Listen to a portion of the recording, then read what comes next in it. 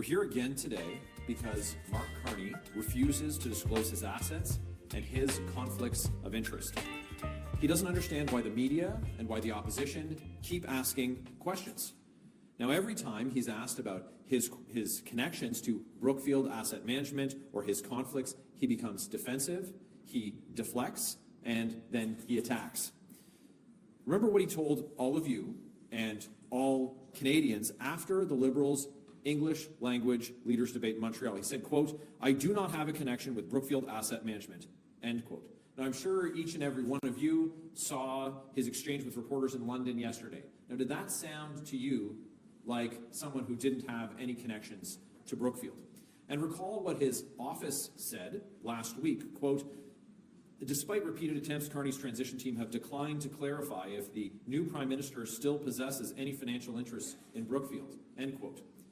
So apparently, Mark Carney doesn't think that Canadians deserve to know before they vote, and apparently he thinks answering questions on this subject is beneath him.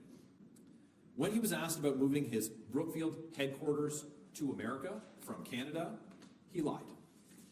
When he's asked about his assets, he says he doesn't have any conflicts, and he attacks the motives of the ones who are asking the questions. But this really isn't about his style of answering questions that are put to him by the media. The question is, why is he so defensive when he's asked? We know from media reports that Mark Carney was very likely owed future bonus payments from the multi-billion-dollar Brookfield funds that he personally set up and that he managed. And these bonus payments are directly tied to the performance of investments that he made at Brookfield. So what else do we know about the specific Brookfield funds set up by Carney? Now, while Brookfield doesn't provide a full list of projects and companies they are invested in, we know they've invested billions into solar panels, wind turbines, infrastructure, heat pumps, alternative fuels, and countless other sectors associated with the so-called green transition. But also important is the question of which companies and industries did Brookfield and Carney bet against, wanting certain sectors to succeed over others?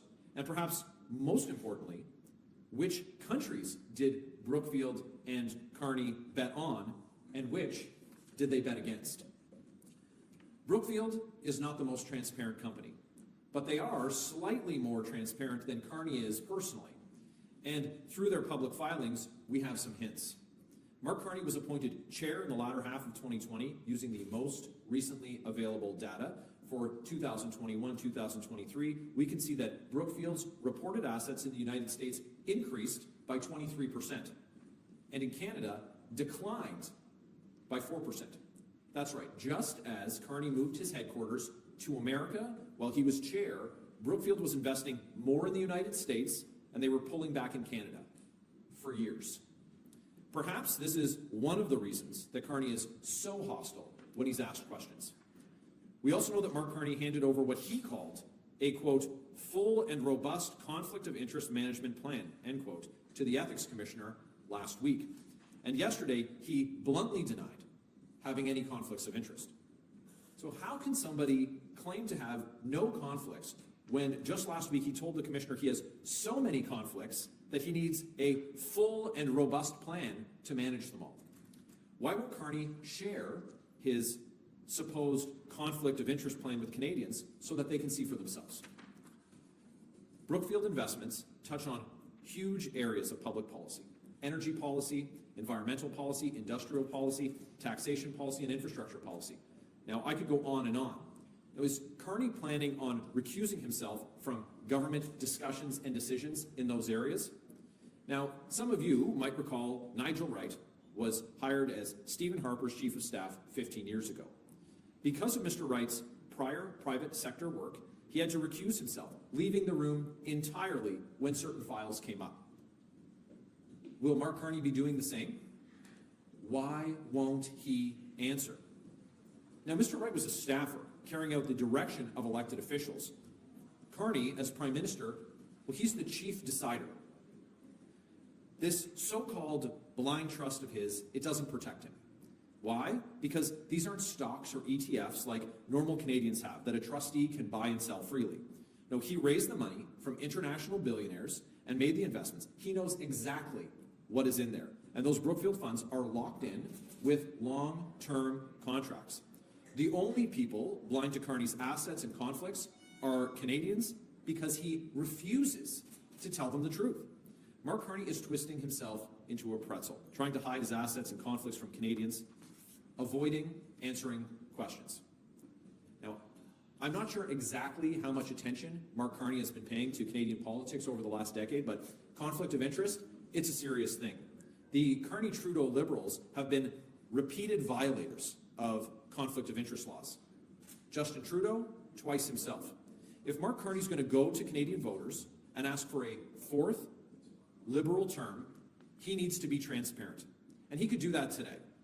We're calling on Mark Carney to immediately disclose all of the assets that he put into his blind trust and releasing his, quote, full and robust conflict of interest management plan, end quote. If Carney has nothing to hide, he should have no problem doing so. We know that he has them on file. Get it done today. And with that, I'll take your questions. What is your party's relationship with the provincial counterparty? Like, what is the federal Conservatives' relationship with Doug Ford's Progressive Conservatives? Is it a good relationship? You know, we have a working relationship with anyone who shares our priority to put Canada first. The plan that's been laid out by Mr. Poilievre with respect to provincial jurisdiction, breaking down interprovincial trade barriers, any of the premiers who are prepared to work collaboratively with us on that will find a great partner in Conservatives. The same is true with mayors for cities who are prepared to get rid of the red tape and bureaucracy that's driving up development charges, driving up the prices of homes. So we're ready to work in good faith with partners across Canada who are ready, after 9 years of these Carney-Trudeau Liberals, to put Canadians first. The conflict of interest, what are specifically the conflict of interest that you were worried about, and how would that impact Canadians? So things like the carried interest funds that will see payments made to Mr. Carney based on the performance of these funds are something that should concern all Canadians. Mr. Carney built these funds. He was the one who went out and solicited the investments for it. And so these aren't something that once in a blind trust, though the trust is being managed by someone else. Who is managing it, we don't know. But though it's being managed by someone else, they can't simply just sell these assets as they would in a regular stock portfolio. These are locked in with long-term contracts. So Canadians need to know what is the benefit that Mr. Carney stands to gain from funds like those. Which one are you concerned about? Well, we've listed the three funds that Mr. Carney has, these global transition funds, 1 and 2, the catalytic fund. These are ones built by Mr. Carney, and he knows what's in them. And all of these funds touch on areas that are regulated federally or will be impacted by decisions that he can take. So the question is Mr. Carney going to recuse himself? Is he going to absent himself from discussions and decisions anytime these issues are raised? And what's more, is he prepared to properly divest them? Because simply placing them into a blind trust, as some people have pointed out, is more of a Venetian blind because he's able to see it.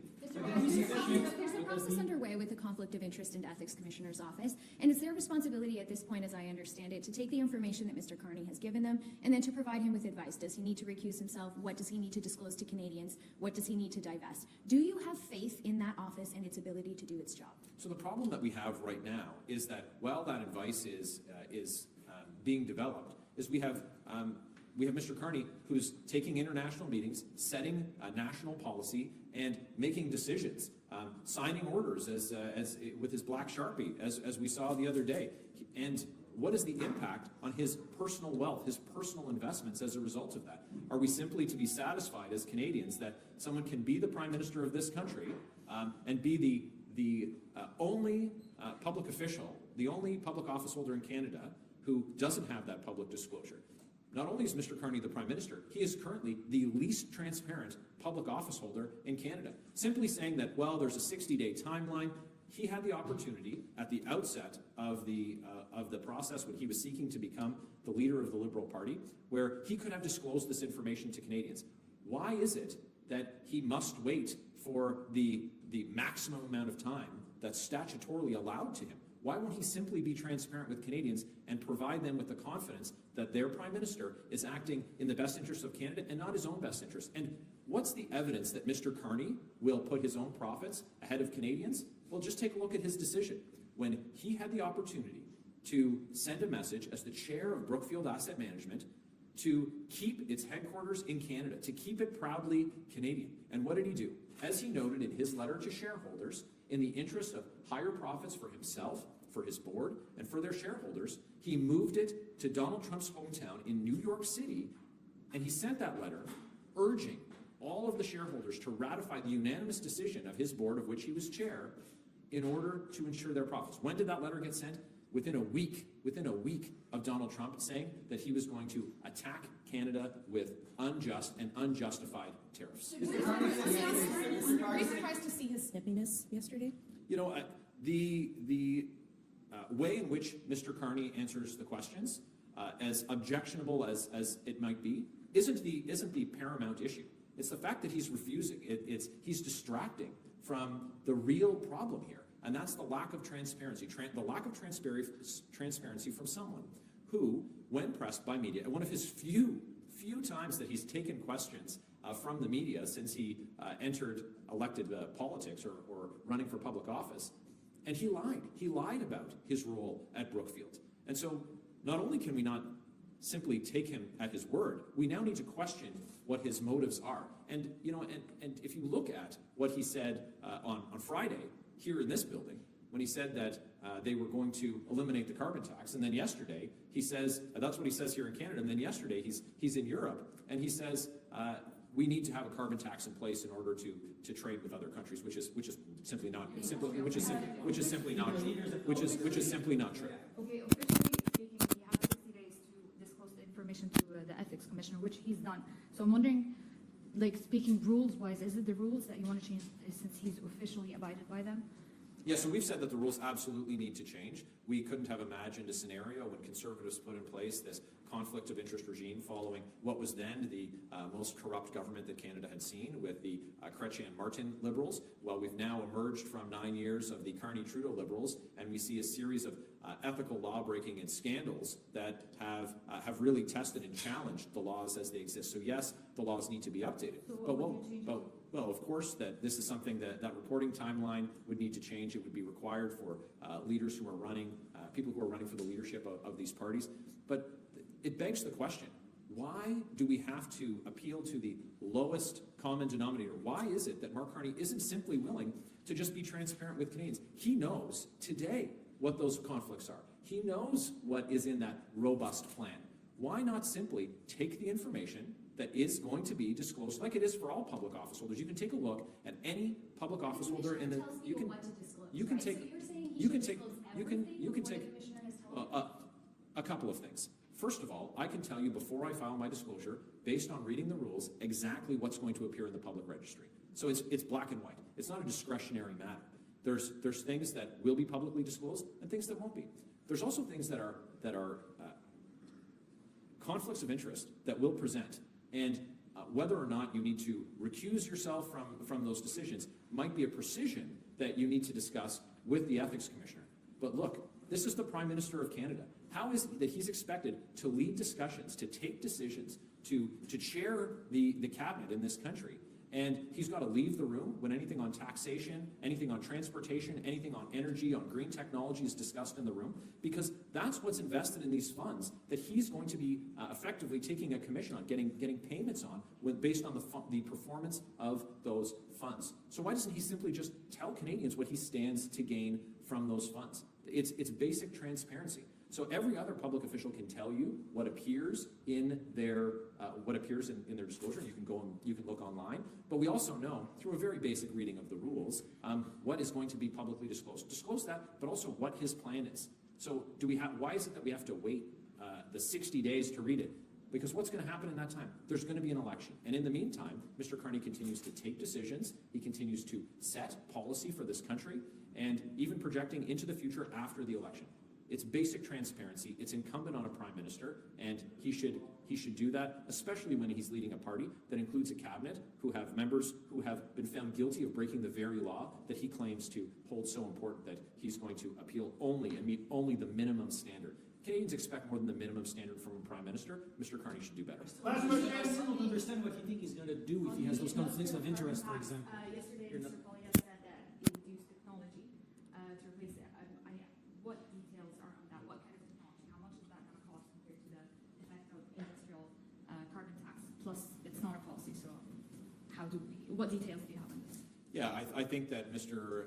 Poilievre's announcement yesterday stands for itself. I know we took questions on it. You can expect in the next week that we expect that we'll be into an election, and there'll be detailed policies, including on our environmental plans.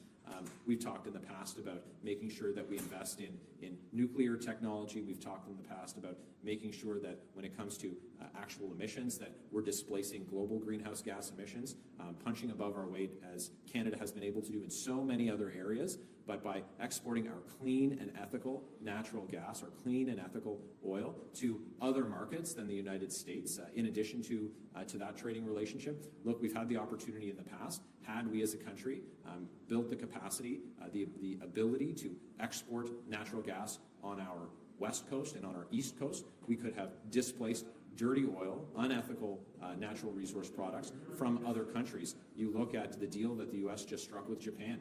You look at our allies in Eastern Europe who are forced to use the natural gas from Vladimir Putin while he wages illegal invasions. How much could we do to displace global emissions with our clean natural resources from this country, and what can we do to build on international friendships and partnerships and other trading relationships by making those products available? So there's a lot for us to do. There's much that hasn't been done under the 9 years of the Carney-Trudeau Liberals, but we look forward to giving more information. Thanks so much for your comments today. Thank you very much.